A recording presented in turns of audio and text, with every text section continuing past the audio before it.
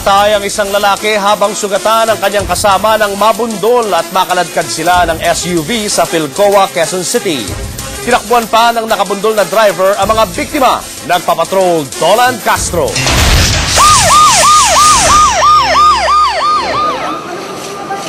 Naalarma ang mga motorista sa Philcoa, Quezon City sa malagim na aksidenteng ito kanina madaling araw.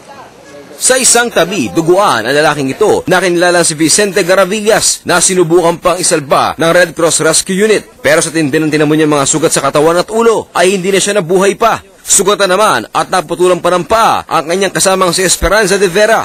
Nag-aabang lang pala na masakyan ng dalawa nang biglang banggain ng matuloy na Honda CR-V. Kung dilasin nyo baka nanantok gano'n. Kasi nakagilid na, inahagip niya pa eh. Pagkaraang mabundol, nakaladkad pa na may 100 metro ang dalawa.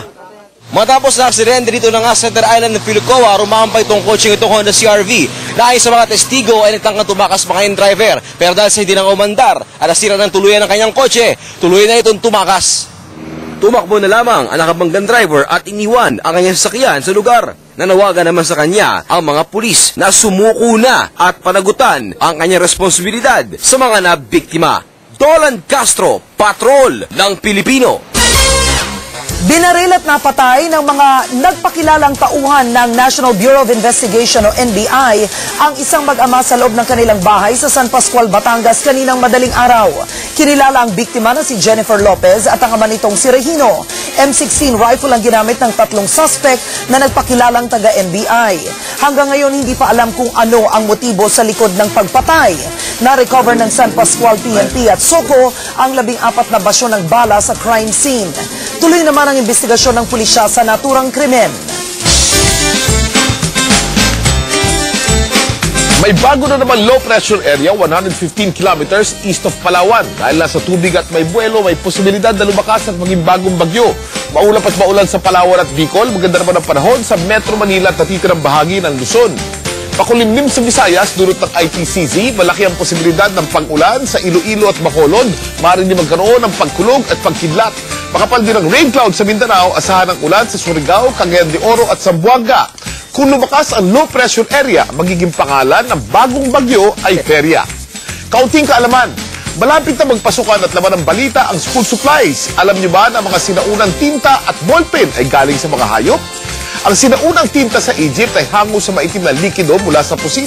Ang tawag dito ay sepia, na tawag din sa lumang larawan na kulay light brown. Sepia din ang scientific name ng pusit o cuttlefish. Ang India ink naman ay mula sa mga dinik-dik at sinulog na buto ng iba't ibang hayop. Ang tawag naman dito ay masi. Ang pluma naman na tawag sa ballpen ay hango sa salitang plume o feather dahil ang sinaunang panulat sa Europa ay mga balahibo ng malalaking ibon. Ito po si Kuya Kim, nagsasabing sa bawat pagsubok ng panahon, laging tatandaan ang buhay ay weather-weather lang.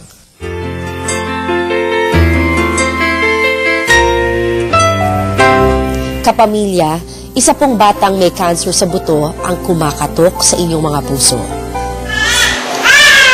Siya si Daryl James, 14 na taong gulang mula Marikina. Tinamaan ng osteosarcoma o cancer sa buto ang kanyang kanang binti. Kinailangan putulin ito noong Oktubre ng nakaraang taon.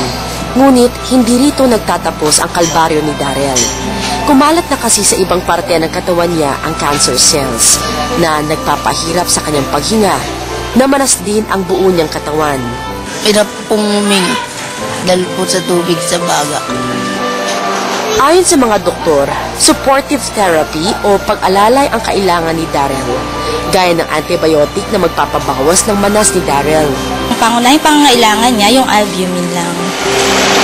Tumulong na ang hulog ng langit sa paunang gamutan, pero patuloy ang panawagan ni Daryl. Sana po matulungan po ako. Kapamilya, bukod po sa gamot, kailangan din po ni Daryl ang atin pong mga dasal. Sa mga gustong tumulong, bukas po ang linya ng ating telepono.